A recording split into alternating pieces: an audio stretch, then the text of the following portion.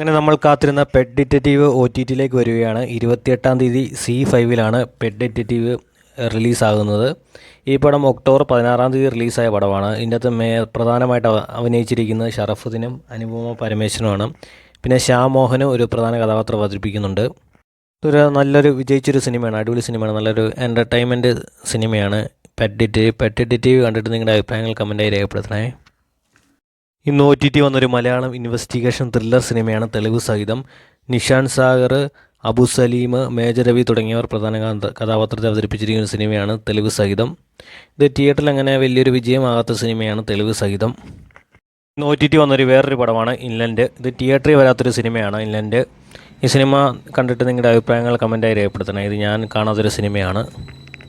അടുത്തായി OTT വന്നൊരു സിനിമയാണ് ബൊഗോണിയ. ഇതൊരു ഇംഗ്ലീഷ് പടമാണ്. ഇംഗ്ലീഷ് പടം കാണുന്ന മച്ചന്മാർക്ക് ഇഷ്ടപ്പെടുന്ന ഒരു സിനിമയാണ് ബൊഗോണിയ. അടുത്തായി OTT വന്നൊരു ഇംഗ്ലീഷ് സിനിമയാണ് ബ്ലൂ മൂൺ. ഇതും ഇംഗ്ലീഷ് പടം ഇഷ്ടപ്പെടുന്ന മച്ചന്മാർക്ക് ഇഷ്ടപ്പെടുന്ന ഒരു സിനിമയാണ് ബ്ലൂ മൂൺ. ബ്ലൂ മൂൺ കണ്ടിട്ട് നിങ്ങളുടെ അഭിപ്രായം കമൻറ്റായി രേഖപ്പെടുത്തണേ. ഇന്ന് OTT വന്നൊരു വേറൊരു സിനിമയാണ് തമിഴ് സിനിമയാണ് ഹാപ്പി ബർത്ത്ഡേ ലൂസി. ഇതൊരു ത്രില്ലർ ഹൊറർ സിനിമയാണ് ഹാപ്പി ബർത്ത്ഡേ ലൂസി. ഇത് നല്ലൊരു എൻ്റർടൈൻ ചെയ്യുന്നൊരു സിനിമയാണ്. സിനിമ കണ്ടിട്ട് നിങ്ങളുടെ അഭിപ്രായങ്ങൾ കമൻറ്റായി രേഖപ്പെടുത്തണേ. ഇന്ന് OTT വന്നൊരു കിടുക്കാച്ചി തമിഴ് ത്രില്ലർ സിനിമയാണ് ലാറ. അടിപൊളി സിനിമ, അടിപൊളി ഒരു ത്രില്ലർ സിനിമയാണ് ലാറ. ഈ സിനിമ കണ്ടിട്ട് നിങ്ങളുടെ അഭിപ്രായങ്ങൾ കമൻറ്റായി രേഖപ്പെടുത്തണേ. ഇന്ന് OTT വന്ന വേറൊരു ഫിലിപ്പിനോ 18+ പടമാണ് മാഡുലാസ്. ഇതൊരു ഫിലിപ്പിനോ 18+ പടമാണ്. ഇന്ന് OTT വന്ന വേറൊരു ഹിന്ദി ത്രില്ലർ സീരീസ് ആണ് ഡൽഹി ക്രൈം സീസൺ 3. ഇത് നെറ്റ്ഫ്ലിക്സിലാണ് റിലീസായിരിക്കുന്നത്. ഒരു ക്രൈം ഇൻവെസ്റ്റിഗേഷൻ ത്രില്ലർ സീരീസ് ആണിത്. ഇന്ന് OTT വന്ന വേറൊരു ഹിന്ദി സിനിമയാണ് ഹോം ബൗണ്ട്. ഹിന്ദി സിനിമ ഇഷ്ടപ്പെടുന്നവർക്ക് ഇഷ്ടപ്പെടുന്ന ഒരു സിനിമയാണ്.